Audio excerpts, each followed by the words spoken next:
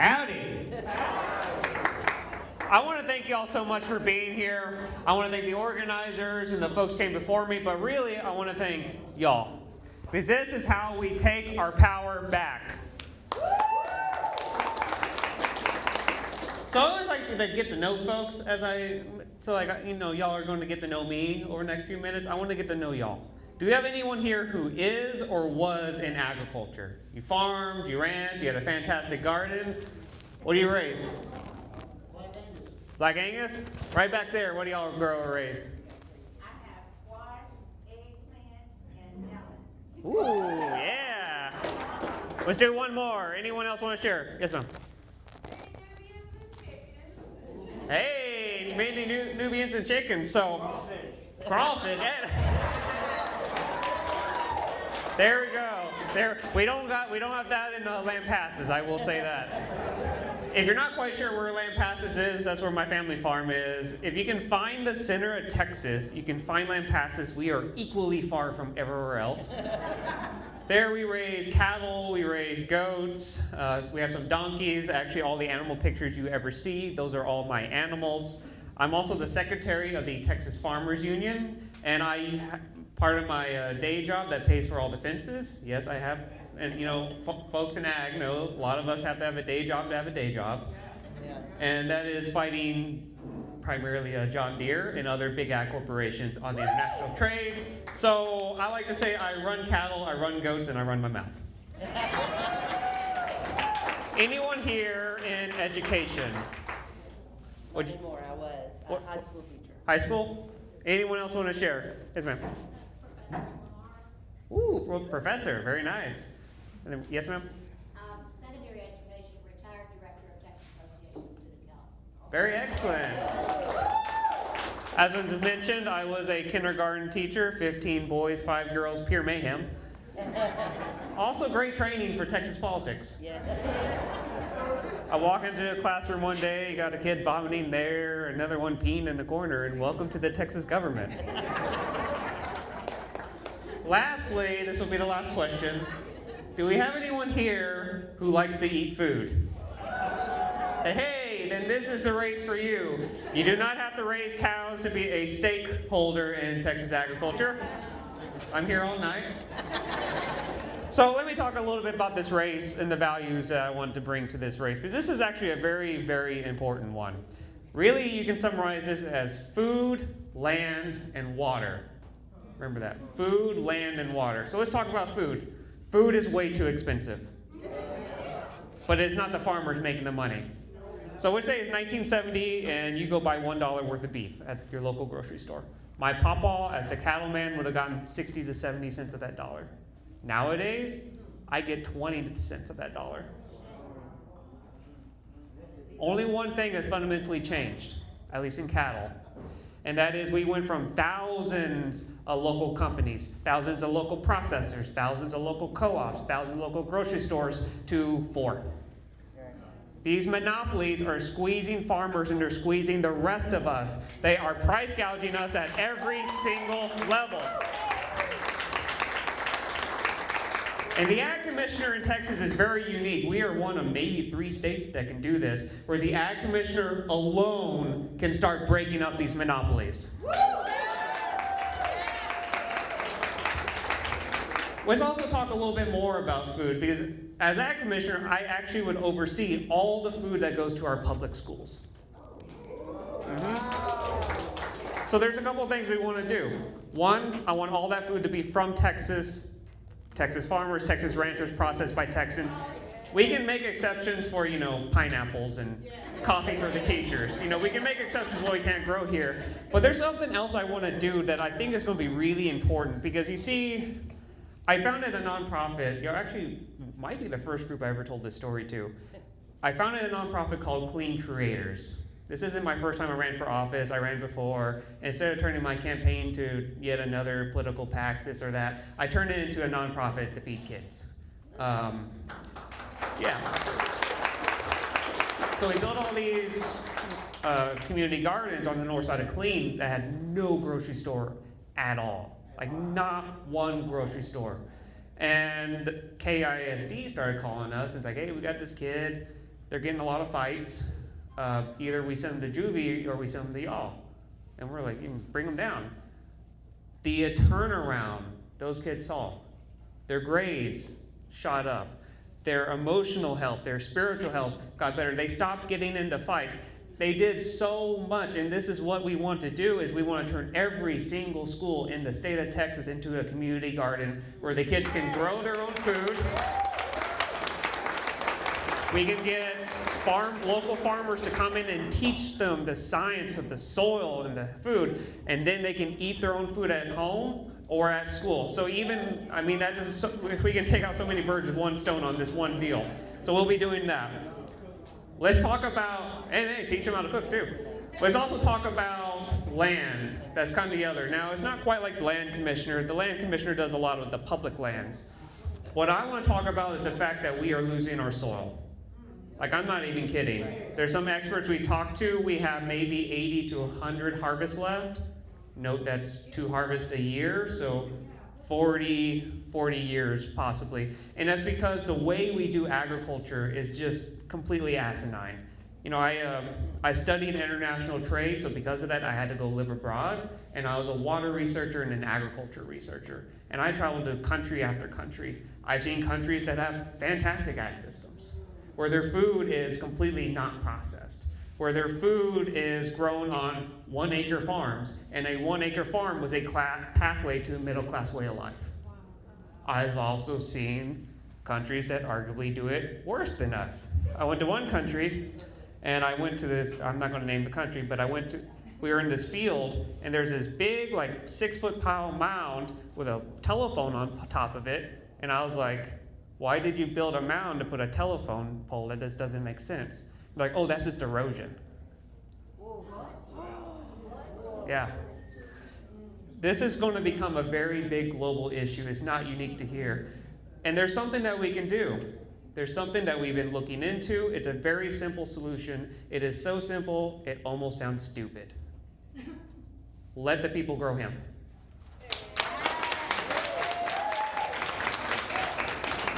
Now, so we are going to aggressively let folks grow hemp because you can pull PFAS, those forever chemicals.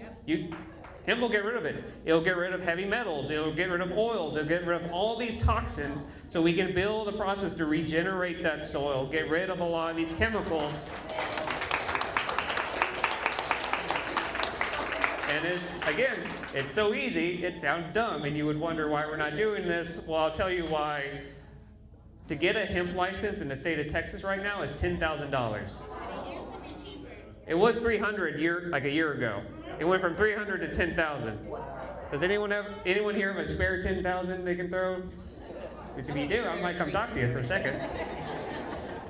Now let's talk about the last one, and this one is water. And this is the one I'm most concerned about, because this is the most immediate concern. And I am very, very, very concerned about a lot of these data centers coming to Texas right now. Now, I want to be clear, none of us are against economic development. Lord knows, we need more economic development for the people, not the top 3 people. The top 3 people are doing fine. But for the rest of us, we have to have more. But the way they're doing it, they might turn us to sheep to slaughter. I was listening to this story, literally driving over. So there was this big bubble way in the past, like early 1900s. It was this huge bubble. It was actually about wheat, of all things.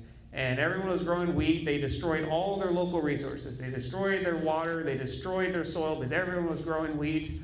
The bubble burst. Wheat prices dropped. They got hit by a drought. And that's what caused the Dust Bowl. Where they built some of these data centers. And again, there are some that are actually trying to be partners, equal partners with the community. And I really, really appreciate them for doing that. But there are some where they built them, power prices doubled. There are places where they built them that water wells ran dry or became toxic with heavy metals, nitrates, or other chemicals. There are places where they built them in Memphis, Tennessee. Actually, the NAACP is suing them right now. And that is, they built it next to a neighborhood put all these diesel generators, and by the way, these are not your normal diesel generators. They're like maybe half of this room is one generator. And they're releasing all this pollution, this air pollution, but also the noise pollution with all of this. You know, I read a report where the noise pollution travels for 5 miles, and it causes heart murmurs in kids. We're seeing heart attacks in adults. We're seeing early onset dementia in people. We are seeing reports that chickens lay 50% less eggs. We're seeing cases where horses no longer reproduce. We're seeing cases where cows, goats, and sheep lose 30% of their body weight. And what's most frustrating is we have the technology to not let that happen. There are water-free data centers. Some of the data centers literally in Houston are water-free. They use a plant-based oil. There are new technology where they will not generate heat. By the way, there's also creating heat domes where the heat goes up by 20 degrees. Does Texas get hot in the summer? Yeah. Yeah. So again, we have technology to resolve all that, but they're just not willing to pay for it. But as Ag Commissioner, we can actually force them to be transparent. We can actually force them to not let us be sacrificial lambs. And the one other thing I'll add, and this is purely my opinion, so I could be wrong. I have no basis on this. It is purely a gut instinct of mine. So, you know, grain of salt. And that's like, why are we building these things? Like, why are they doing this? My opinion is, right now, there are 3 men that own half the wealth of this country. Which to me is like, if you imagine yourself as the average American, think of yourself as the perfect, you're like dead center, right in the average, that means half of your wealth is gone. Half of your bank account is missing. Half of your piggy bank is gone. The folks building these AI centers are those top 3 people. I think they're coming for that other half. Yep. Again, I have nothing to prove it, but that is what my instincts tell me. So we are going down this AI route. We have to make sure that is we, the people, actually control it, and not those 3 billionaires.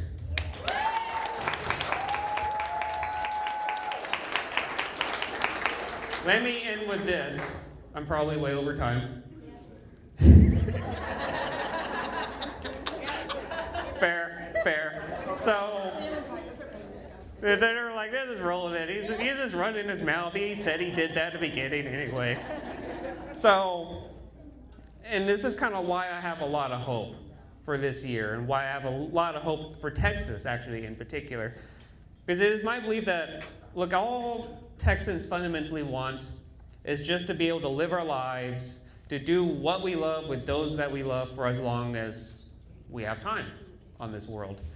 And it doesn't matter whether you are city or your country, whether you are left or you're right, whether you are white, black, or brown, whether you are 1st generation, 5th generation, or 35th generation, we all fundamentally want these same things.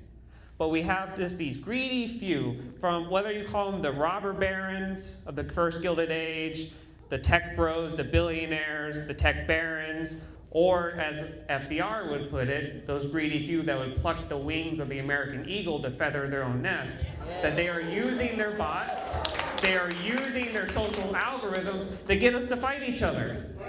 They would rather us, left versus right, city versus country, when in fact it is the 300 million versus the top 300.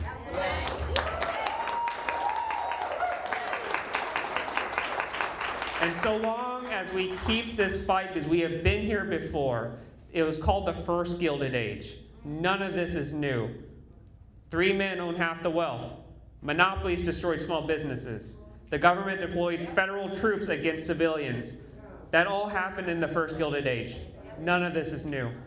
But it was Texans. It was a rural-urban alliance. It was Texas populist, which is the heart of what makes us Texan to believe that we should focus on the 300, not 300 million, not the top 300. And we are the ones that created everything that right now the other party is trying to defund or destroy. And I shouldn't say trying, because they are. So again, thank you for being here. This is not going to be easy. They will try to cheat. Which means we have to work harder. We have to bring more folks out. If you find any candidate here that you like, please support that candidate. Please support this organization. Please support all of this.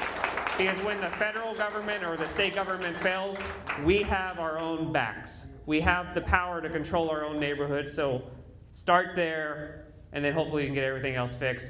I'll be over here. We got some baby goat yard signs. Also, we have some petitions, both about hemp and about protecting water. So if you'd like to sign them, please do. Thank y'all. God bless.